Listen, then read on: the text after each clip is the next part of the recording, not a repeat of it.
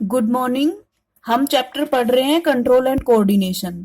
Control and coordination chapter के अंदर हम पढ़ रहे हैं कोऑर्डिनेशन इन प्लांट्स। तो कोऑर्डिनेशन इन प्लांट्स में मैंने आपको बताया कि हम इस टॉपिक को दो पार्ट्स में पढ़ेंगे। पहला मूवमेंट इन प्लांट्स, दूसरा केमिकल कोऑर्डिनेशन इन प्लांट्स।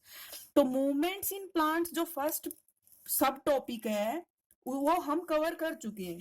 तो अभी आज के वीडियो में हम बात करेंगे दूसरे टॉपिक के बारे में, जो कि है केमिकल कोऑर्डिनेशन इन प्लांट्स। मैं फिर से समराइज कर देती हूँ।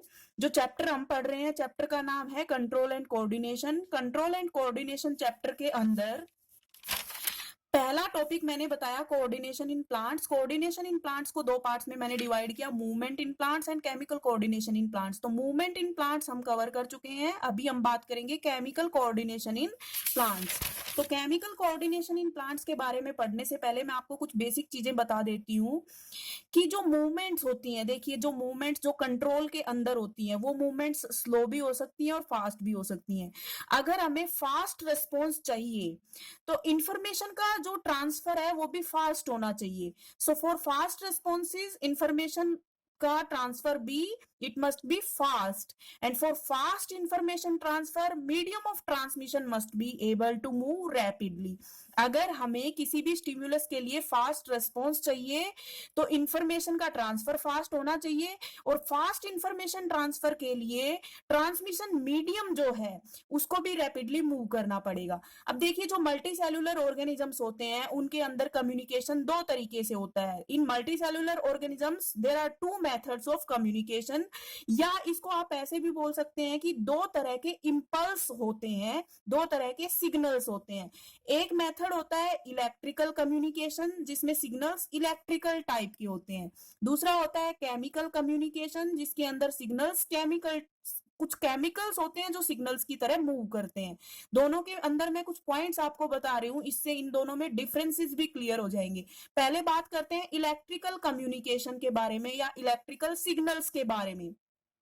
इलेक्ट्रिकल सिग्नल्स जो होते हैं उनकी खास बात ये होती है कि these signals reach only those cells which are connected by nervous tissue. ये जो इलेक्ट्रिकल सिग्नल्स होते हैं या इलेक्ट्रिकल इंपल्सिस होते हैं ये केवल उन सेल्स तक पहुंचते हैं जो सेल्स नर्वस टिश्यू से कनेक्टेड होती हैं। बॉडी की जो सेल्स नर्वस टिश्यू से कनेक्टेड नहीं होंगी वहां पे इलेक्ट्रिकल सिग्नल्स नहीं पहुंचेंगे। दूसरी चीज इलेक्ट्रिकल कम्युनिकेशन के बारे में ये है कि एक सेल के अंदर जब भी कोई इलेक्ट्रिकल इंपल्स जनरेट होता है, once an electrical impulse is generated in a cell, तो उस सेल को अपनी नॉर्मल स्टेट में आने में कुछ वक्त लग जाता है।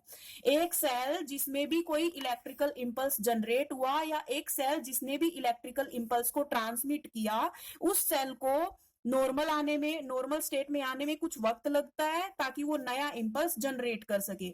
दूसरी तरफ केमिकल सिग्नल्स की अगर हम बात करें तो केमिकल सिग्नल्स के अंदर जो सेल केमिकल कंपाउंड रिलीज करती है, कोई भी सेल जिसको स्टिम्युलेट किया गया है वो सेल केमिकल कंपाउंड सिक्रीट करेगी, केमिकल कंपाउंड रिलीज करेगी, वो केमिकल कंपाउंड अपने सराउंडिंग में डिफ्यूज हो जाएगा।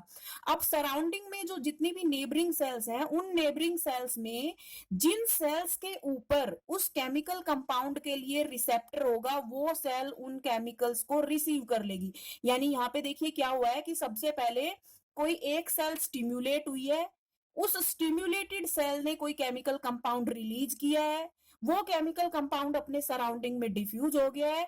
अब उस केमिकल कंपाउंड को केवल वही सेल्स डिटेक्ट कर पाएंगी जिन सेल्स के ऊपर उस केमिकल कंपाउंड के लिए रिसेप्टर प्रेजेंट है। उसके बाद केमिकल कम्युनिकेशन स्लो होता है, क्योंकि देखिए केमिकल कम्युनिकेशन में केमिकल सिग्नल्स को डिफ्यूज होने में और फिर रिसीव करने में बहुत टाइम लग गया, इसलिए केमिकल कम्युनिकेशन जो होता है वो स्लो होता है। इलेक्ट्रिकल कम्युनिकेशन जो होता है वो फास्ट होता है। दूसरी चीज, जो ये केमिकल कंपाउंड की हम बात कर रहे हैं, जब भी कोई सेल स्टिम्युलेट होती है तो हमने कहा कि वो कुछ केमिकल कंपाउंड्स रिलीज करती है।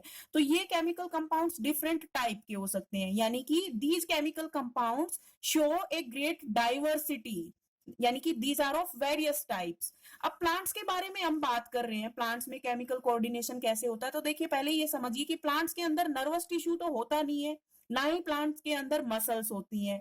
तो प्लांट्स में कोऑर्डिनेशन के लिए ना तो नर्वस टिश्यू है ना ही मसल्स है।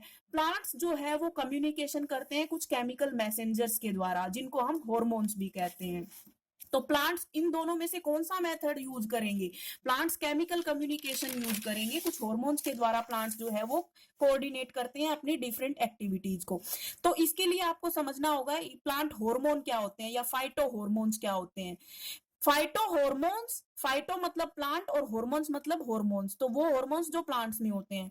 प्लांट हॉर्मोन्स और phyto hormones are non nutrient substances which are able to control various activities of plants like growth, differentiation, movements, development and other type of physiological processes. तो कुछ chemical substances होते हैं जो non nutrient nature के होते हैं। Non nutrient से यहाँ मतलब है कि उनका एनर्जी प्रोवाइड करने में कोई रोल नहीं होता। तो कुछ ऐसे नॉन न्यूट्रिएंट केमिकल सब्सटेंसेस जो प्लांट की डिफरेंट एक्टिविटीज को कंट्रोल करते हैं उनको प्लांट हॉर्मोन्स कहते हैं। अब प्लांट हॉर्मोन्स प्लांट्स में किसी एक जगह पे सिंथेसाइज होते हैं और उनका साइट ऑफ एक्शन कोई दूसरा एरिया होता है। यानी कि plant hormones are synthesized at one place and they diffuse and act on some other area. Plant hormones are synthesized at places away from they act and diffuse to the area of action.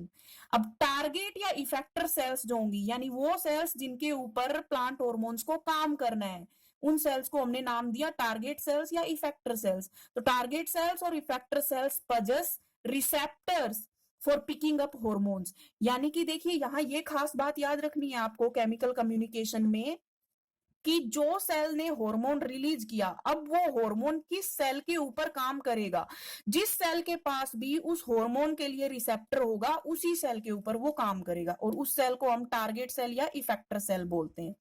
अब plant hormones का एक और नाम है plant growth substances या plant growth regulators, और इसको लिखा जाता है पीजीआर की फॉर्म में। तो प्लांट ग्रोथ रेगुलेटर, क्यों क्यों कह रहे हैं इनको ग्रोथ रेगुलेटर? क्योंकि इनका काम है प्लांट्स की ग्रोथ को रेगुलेट करना, या तो प्लांट की ग्रोथ को बढ़ाना, प्रमोट करना, या प्लांट की ग्रोथ को रोकना।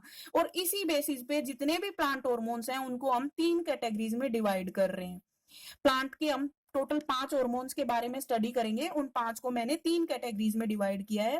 पहले हैं ग्रोथ प्रमोटर्स, यानी जो ग्रोथ को प्रमोट करते हैं, ग्रोथ को इंक्रीज करते हैं। इसमें आता है ऑक्जीन्स, जिब्रेलिन्स एंड साइटोकाइनिन्स। दूसरा है ग्रोथ इनहिबिटर्स, यानी जो ग्रोथ को रोकते हैं। इसमें एक नाम आता है एब्सिसिक एसिड।